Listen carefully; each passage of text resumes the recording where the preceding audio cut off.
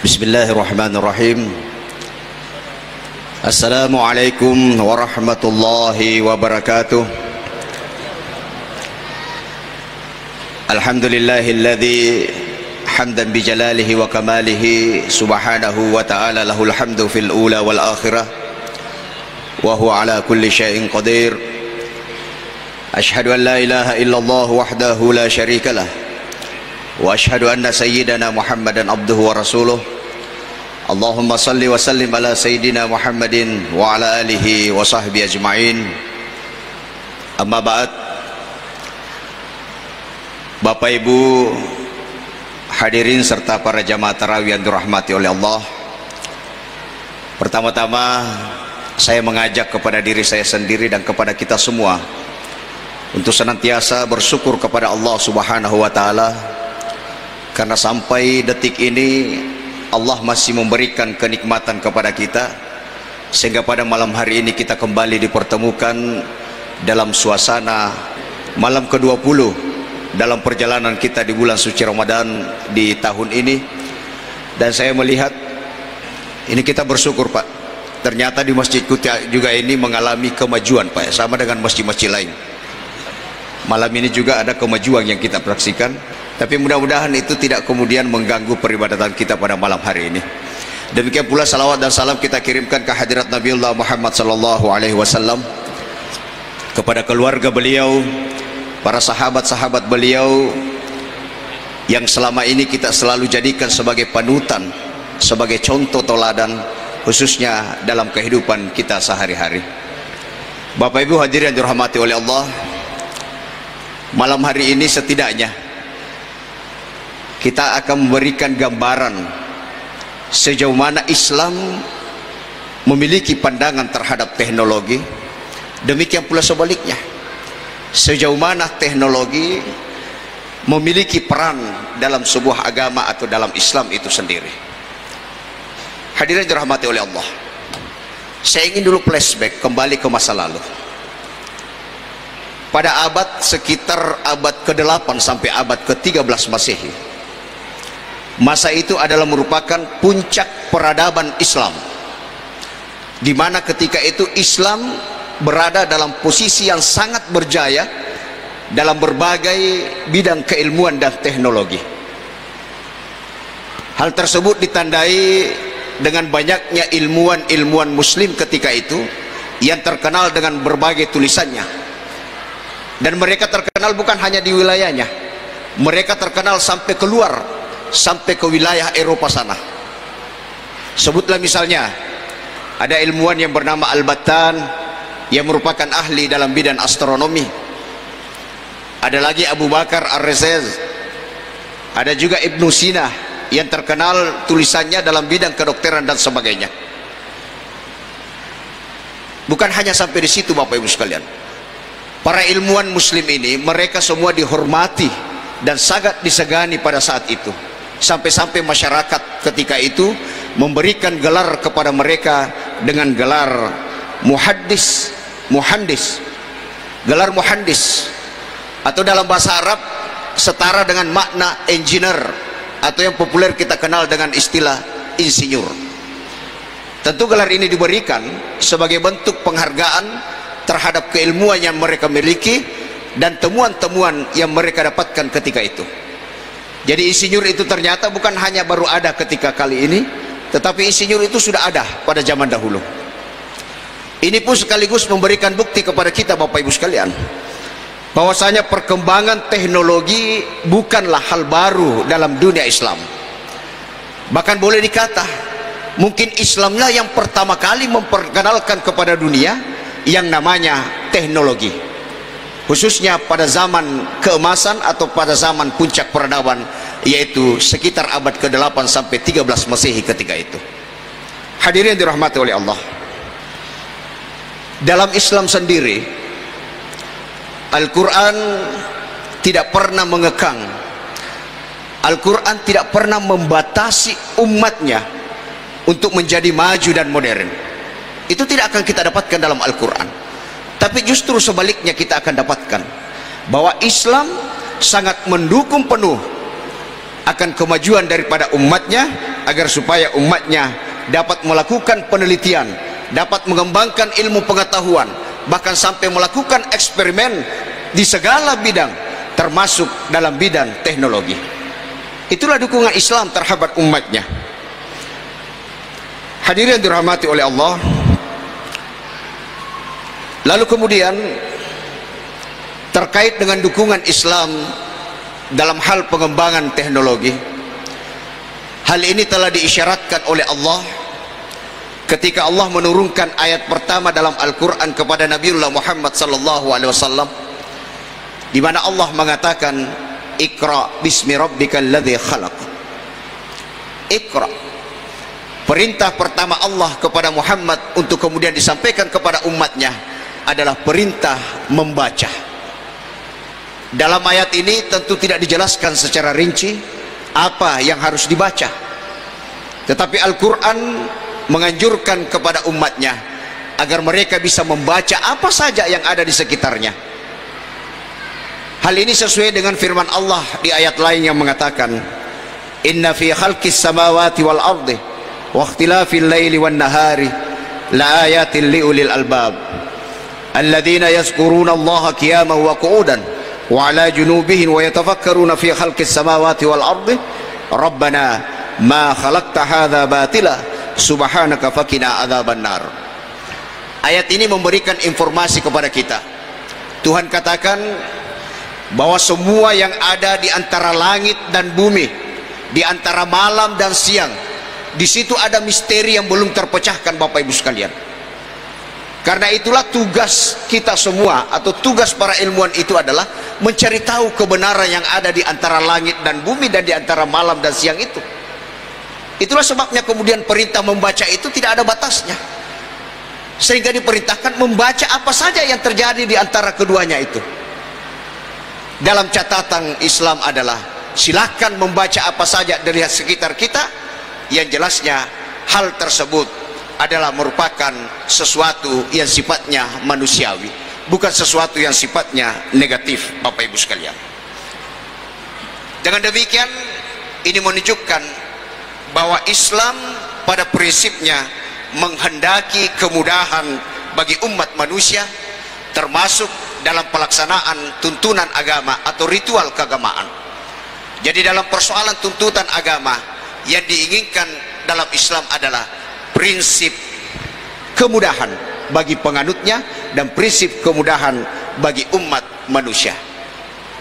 Itulah sebabnya dikatakan bahwa di mana ada kesulitan, maka agama hadir untuk memberikan jalan keluar.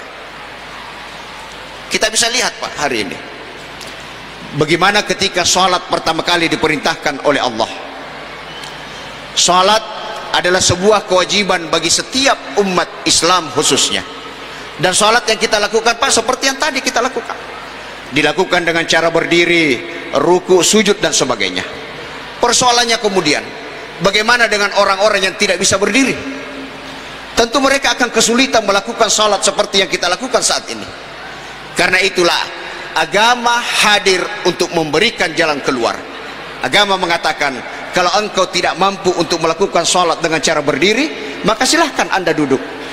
Kalau duduk pun Anda tidak bisa lakukan, maka silahkan Anda melakukan dengan cara berbaring dan seterusnya. Dalam puasa juga seperti itu. Puasa ini adalah kewajiban di mana kita diminta untuk menahan lapar, menahan haus dan seluruh yang bisa membatalkan puasa, mulai dari terbitnya fajar sampai dengan terbenamnya matahari. Itulah puasa. Tapi ternyata tidak semua orang mampu melakukan itu. Ada orang yang tidak mampu melakukan itu. Boleh jadi karena usia, boleh jadi karena mereka sakit, atau bisa jadi karena mereka melakukan perjalanan yang jauh. Mereka kesulitan melakukan itu. Apa kata agama? Agama sekali lagi memberikan jalan keluar. Kalau Anda tidak mampu berpuasa, maka silahkan Anda membatalkan puasa Anda, tentu dengan catatan Anda bisa menggantinya setelah di luar dari bulan suci Ramadan, atau mungkin ditambah dengan fidyah. Begitu pula dengan perintah melaksanakan haji, yang merupakan rukun Islam yang kelima yang menjadi kewajiban bagi umat Islam.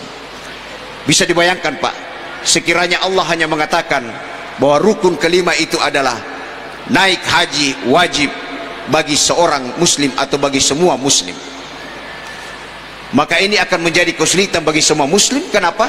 Karena tidak semua muslim bisa melakukan hal tersebut, karena ibadah haji adalah ibadah material yang membutuhkan materi dan sebagainya. Untunglah Allah memberikan kemudahan bahwasanya ibadah haji hanya wajib dilakukan oleh mereka yang mampu secara ekonomi dan mampu secara fisik. Inilah bukti kehadiran agama yang akan memberikan jalan keluar dalam setiap kesulitan yang dirasakan oleh umatnya. Hadirin yang dirahmati oleh Allah, bahkan dalam riwayat yang lain disebutkan Nabi Rasulullah SAW setiap kali beliau ditawarkan dua perkara, maka beliau akan memilih perkara yang paling mudah di antara dua perkara itu. Ini jelas menunjukkan bahwa dalam tatanan agama, dalam tuntunan agama, ritual keagamaan, maka memang agama menghendaki kemudahan kepada umat Islam atau kepada umat manusia secara umum. Hadirin yang dirahmati oleh Allah, lalu bagaimana dengan teknologi itu sendiri? Manusia dalam informasi Al-Quran telah diberikan oleh Allah potensi untuk memanfaatkan alam ini agar supaya dapat menemukan kemudahan dalam kehidupan. Manusia dari awal Allah sudah berikan potensi Pak, dan potensi itu tidak dimiliki oleh makhluk lain selain manusia. Apa itu? Salah satunya kita diberikan oleh Allah akal. Akal inilah yang kemudian kita olah, akal inilah yang kemudian menjadikan kita bisa berpikir, mengembangkan pengetahuan, yang kemudian dari hasil pengetahuan itulah menimbulkan atau memunculkan yang namanya teknologi. Dan teknologi dalam definisi yang lain disebutkan teknologi itu adalah merupakan penerapan ilmu yang membuat orang mudah melakukan sesuatu.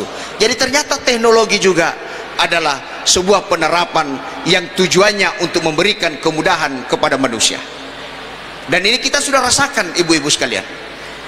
Dulu ya, bagi yang mungkin pernah mendapatkan bagaimana ibu dulu ketika memasak nasi harus siapkan misalnya dapur, kayu bakar, kuali tanah dan sebagainya, baru kemudian kita memasak.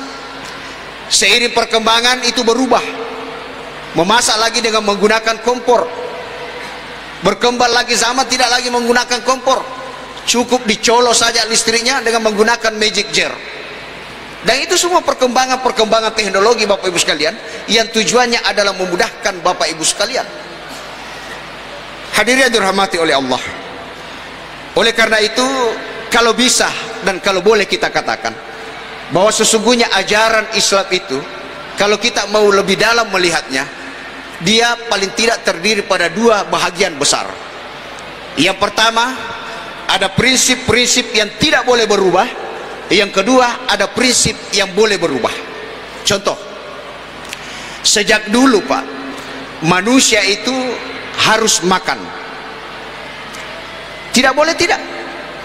Dan ini prinsip yang tidak boleh berubah. Manusia harus makan. Kalau tidak makan, manusia tidak akan mampu bertahan hidup.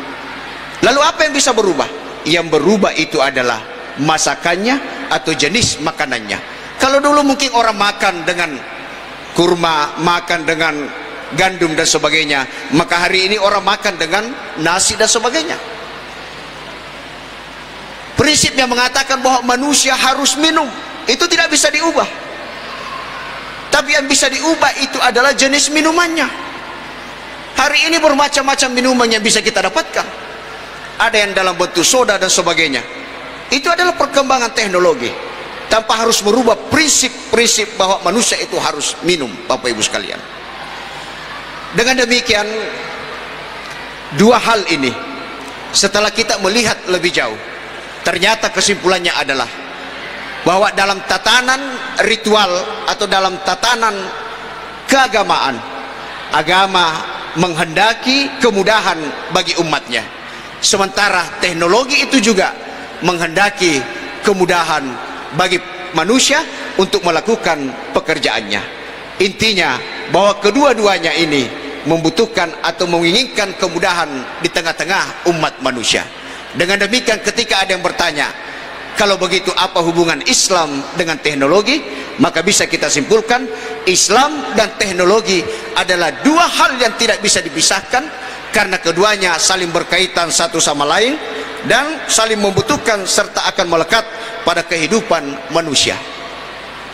Meskipun demikian Bapak Ibu sekalian, di era modern hari ini hampir semua kebutuhan manusia itu telah terpenuhi oleh teknologi.